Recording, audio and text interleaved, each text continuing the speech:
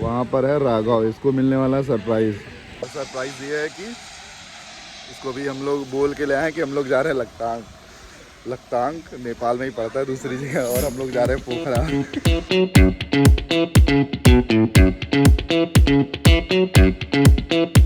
इस ट्रिप की प्लानिंग बहुत दिनों से चल रही थी, इंटरनेशनल ट्रिप।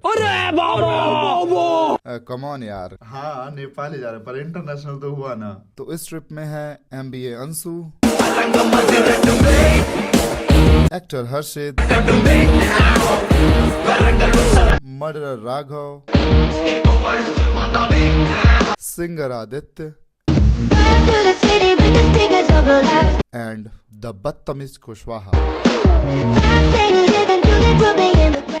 फिर हम अपनी पूरी मस्ती और एक्साइटमेंट के साथ निकल जाते हैं नेपाल की ओर। तो निकलते निकलते सुबह के बज गए हैं 4:41।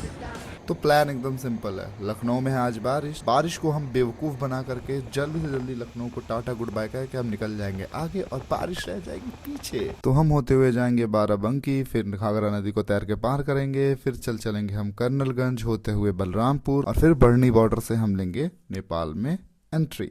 भाई हमें लखनऊ छोड़े हुए 3 घंटे से ज्यादा हो गए हैं और बारिश रुकती ही नहीं है। हम आगे चलते जाते हैं सूखी रोड के तलाश में, पर फिर हमें पता चलता है कि जल्दी घर से निकले, पहुंच जाएंगे यहाँ पर तो बारिश कम हो जाएगी। लखनऊ में बारिश हो रही है, बाकी आगे निकल जाएंगे तो नहीं होगी। आज 90% चांस है पोखरा में कि बारिश होगी। देखा था बीच में नाला बह रहा था, उसका पता नहीं कावेरी नदी नाम रख रखे थे। वहाँ पर है राघव, इसको मिलने वाला सरप्राइज। सरप्राइज ये है कि इसको भी हम लोग बोल के ले आए कि हम लोग जा रहे हैं लखतांग। लखतांग नेपाल में ही पड़ता है दूसरी।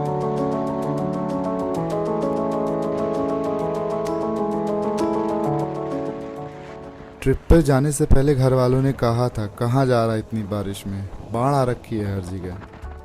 पर अब जाना है तो जाना है कैसे भी। खैर फिर हम रुक कर छोटा सा ब्रेक लेते हैं क्योंकि बारिश फाइनली रुक गई है। अब थोड़ा सही लग रहा है यार, बारिश कम हो गई है।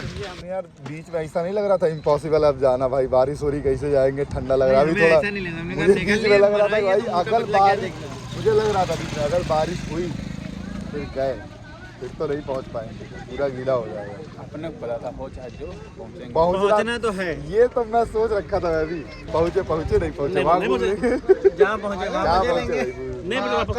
कल काम किया था वो क्या नानी तबीयत थी, वगैरह कंप्लीट किया था। नानी तबीयत खराब है। कल तक टपकेंगी, परसों टपकेंगी। कल जाएंगे परसों टपकेंगी, फिर चौथा मनाएंगे, वापस आएंगे। शाम को रात में 12-1 बजे के आसपास निपट जाएंगी और सुबह फिर साला ऑफिस में ये कहानी बताएगा। बता दिया। अच्छा बता दिया है, एक चैप्टर दिया है कि तबीयत खराब चल रही है भैया, लिखे हो बड़ी स्पीड में आए हो। इस बार पार नहीं कर पाए।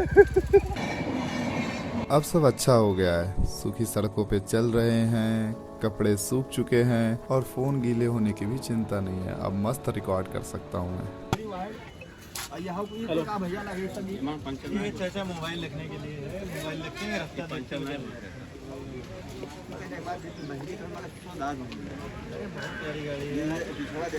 अरे ज्यादा महंगा थोड़ी, 90,000 की 90,000 में गाड़ी ले 1,90,000 का जेबो।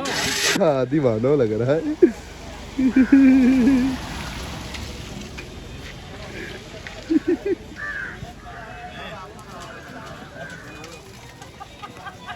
ये बचने का कुछ ऐसा जुगाड़ किया हमने क्योंकि जर्नी कंटिन्यू रहनी चाहिए। पैक हो चुके हैं हम लोग।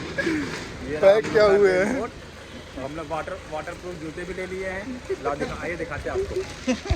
ये देखिए वाटर प्रूफ जूते मेरे, ये अंदर मोजा पहन लिया सूखा हुआ, ये ऊपर पन्नी फिर जूता।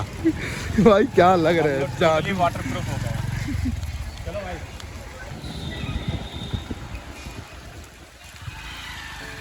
रुक गई क्या भाई गाड़ी।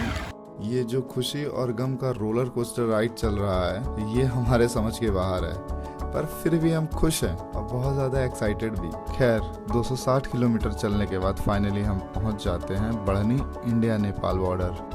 और पीटर पहला बॉर्डर क्रॉस कर दिए साथ में।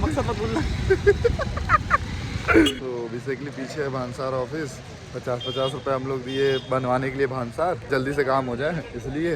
और टोटल हम लोग के 2900 रुपये लगे हैं। 3 बाइक थी और एक का हमारे पास ओरिजिनल आरसी नहीं थी तो उसके लिए 200 रुपये एक्स्ट्रा दिए। 6 दिन का बनवाए हैं हम लोग भानसार पूरा। और एक्सप्लोर करते हैं, अभी बॉर्डर पे ही हैं, जल्दी से पैकिंग करते हैं और यहाँ से चलते हैं। बाकी मज़ा बहुत आई। अब हम लोग जा रहे हैं करेंसी चेंज कराने के लिए, तो आओ दिखाते करेंसी कहीं चेंज होती है।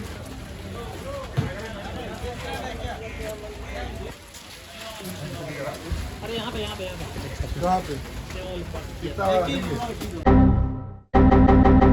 हाल हमारा इतना फ्रेंडली नेबर है, उसके बाद भी हमारी इतनी चेकिंग हुई, क्या बताया जाए। 2 बार चेकिंग हुई, एक बार नेपाल में, एक बार इंडिया में चेकिंग हुई, पर कोई बात नहीं। सारे काम करने के बाद हम अपने मित्रगणों के साथ निकल गए हैं नेपाल की सैर करने के लिए।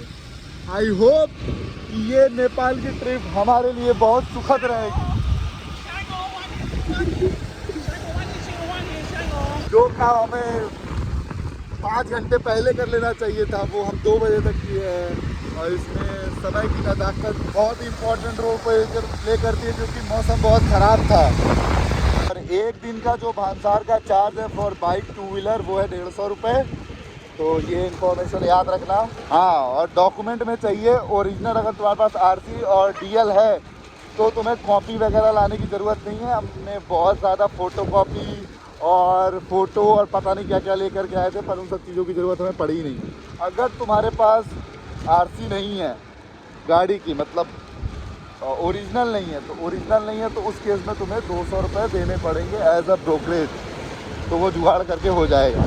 हमने आधा रास्ता तो चल लिया है और आधा रास्ता और बाकी है। अभी लगभग हमने 241 किलोमीटर और आगे जाना है बढ़नी बॉर्डर से नेपाल के अंदर पोखरा जाने के लिए। बाइक से चलते चलते कुछ अच्छे शॉट लेने का ट्राई किया हूँ मैं, तो कमेंट में बताना कैसे लगे ये शॉट्स।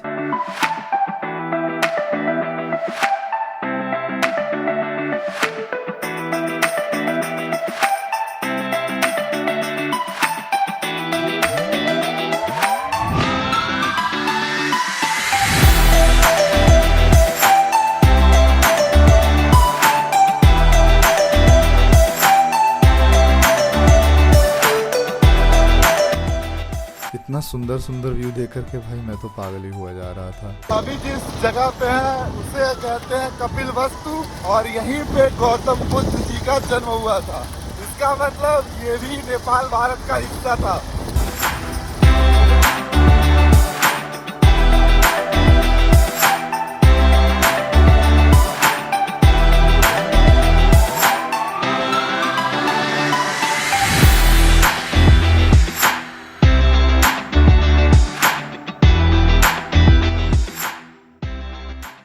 तो अभी कुछ देर के लिए रुके हुए हैं यहाँ पे।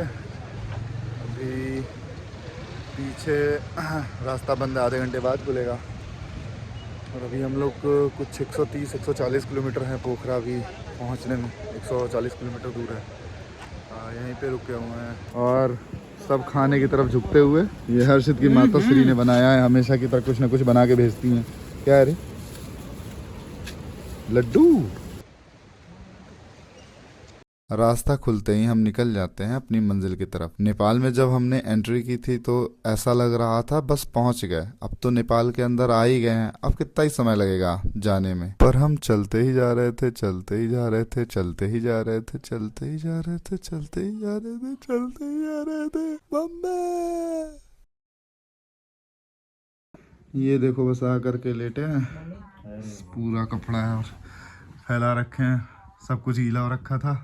आज का दिन तो बहुत हेक्टिक था और आगे गए रहते। अभी 100 किलोमीटर पहले ही रुक गए हैं पोखरा से, क्योंकि आगे लैंडस्लाइड हो रखी थी। 3-4 घंटे लगते क्लियर होने में, और अभी 8 बज गया है, तो 12-1 बज जाता, तो कोई मतलब नहीं था आगे जाने का।